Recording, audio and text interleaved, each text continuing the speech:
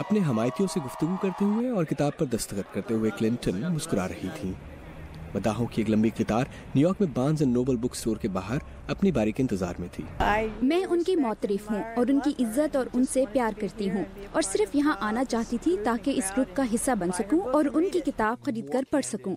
Associated press کے ایک reporter جنہوں نے کتاب کی پیش کی جلد پڑھی ہے کہتے ہیں یہ کتاب ان کی الیکشن مہم کے دوران ہونے والے غلط فیصلوں کا احوال بتاتی ہے، اور انہوں نے اپنی غلطیوں کا اعتراف بھی کیا ہے۔ میرے خیال میں ان کے لیے یہ ایک اچھا موقع ہے کہ ہمیشہ کے لیے بتا دیں کہ 1 سال پہلے یہ ہوا تھا۔ یہ وہ عوامل ہیں جو میرے خیال میں میری ناکامی کی وجہ بنے۔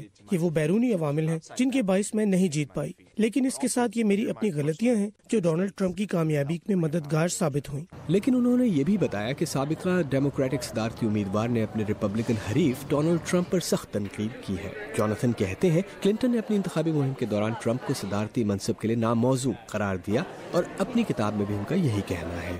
اور اس حوالے سے ٹرمپ کے دور میں جو کچھ ہوا ہے وہ کلنٹن کے کہے سے مختلف نہیں۔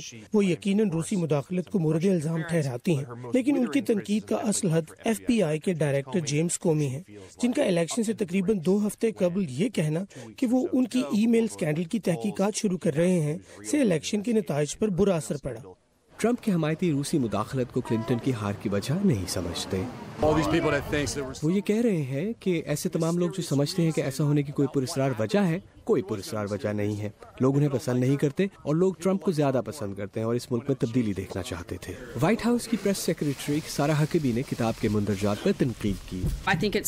میرے خیال میں یہ افسوسناک ہے کہ ہلری کلنٹن نے تاریخ کی سب سے منفی مہم چلائی اور ہار گئیں، اور ان کی عوامی زندگی کا آخری باب کتاب بیچنے کے لیے جھوٹے اور من گھڑت الزامات سے منسوب کیا جائے گا۔ میرے خیال میں ان کے لیے ایسا کرنا افسوسناک ہے۔ توقع کی جا رہی تھی کہ کلنٹن 2016 کے امریکی انتخابات جیتیں گی، لیکن وہ محض 227 الیکٹورل کالج ووٹ لے پائیں، جبکہ ٹرمپ کو 304 ووٹ ملے۔